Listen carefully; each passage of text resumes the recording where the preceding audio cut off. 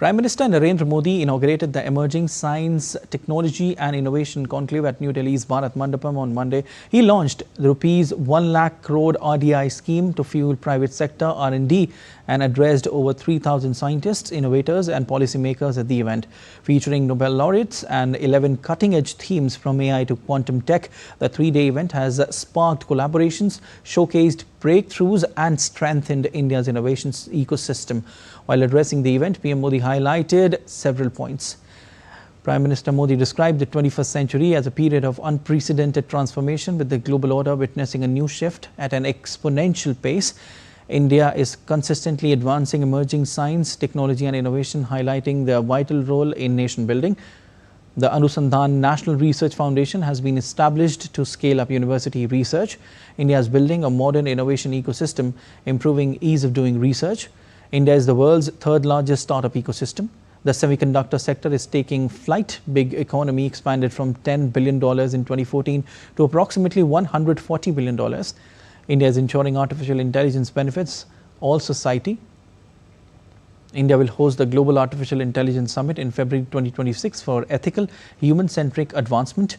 Prime Minister urged shifting from food to nutrition security, achieving self-reliance. PM also emphasized harnessing youth curiosity with 10,000 Atal tinkering labs established, in fact, and 25,000 more planned. All right, and joining me on the broadcast today is Dr. Garima Gupta, coordinator from Department of Biotechnology, ESIC. Ma'am, a very warm welcome to DD India News Hour. First of all, when we look at the broader picture, it comes down to the fact that India is now diversifying its energy sources, apart from the fact that it is developing in the field of science and technology. So Bharat's progress in science and technology is a shining example that we have in front of us is the recent satellites launch by ISRO. How do you see the entire spectrum when it comes to India's quantum leap in science and technology? So thank you, Siddharth, for having me here. And the spectrum, I think I must say, is very vibrant. It's not only about the Chandrayaan. There have been recent, vaccine development success during the pandemic. I cannot stop talking about it because I'm from Department of Biotechnology. I understand. The CoWIN, if I'm not wrong, you're talking about CoWIN? Yeah. And the creation of digital public infrastructure, which is very much known to all the public, like Aadhaar and UPI, and of course the world-leading space missions. So we can see that under the visionary leadership of our Honorable Prime Minister, the country has been able to take these kind of steps, which has positioned India on the global map as a leader. And today, the research ecosystem in the country has thrived immensely. See, this event itself, ESIC, is something which was just unthinkable of in the past. Never before there has been a culmination of 13 departments coming together to showcase their flagship themes, under which deeply curated programs have been developed.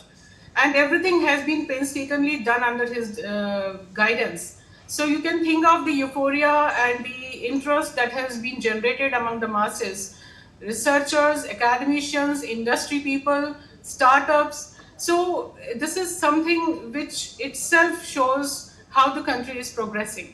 I mean, you have shown the details, the data and the figures, yes. But I tell you from the perspective of a science administrator that we are witnessing today. This is something which is unthinkable of. And of course, we are striving hard towards the vision of Viksit Bharat. See, with the addition of this Jai Jawan and Jai Anusandhan, this is surely going to happen. Definitely. And, this conflict has come at a time when the nation is walking on the path of Atmanirbharta, which is self-reliance. And, when we talk about ESTEC, how do you define this event? You just said that, few years back, it was really unimaginable that this sort of conclave will take place. So now it has taken place and it will take place every year. It will take place annually. How do you define ESTEC? See, ESTEC as the name says, emerging science and technology innovation conclave. That is fine. It could have been named anything. But the breaking of the silos among the ministries, coming together to chalk out this cohesive program where Nobel Laureates are coming and addressing the researchers in the country. And the most important, that Honorable Prime Minister himself is there at the inauguration. This breaks all barriers for the Indian researchers. So the strong support that they are now seeing with the Prime Minister unveiling this RDI is something which is a step that was never thought of before. Again, I would emphasize that this is a huge encouragement to private sector where funds to the tune of 1 lakh crores have been promised. And they are not promised just like that. They are for some very specific strategic technologies which are going to focus on critical areas which are very important for national development and global competitiveness. Definitely. Prime Minister Narendra Modi has said that the private sector should also get boost when it comes to the R&D sector. You just told us.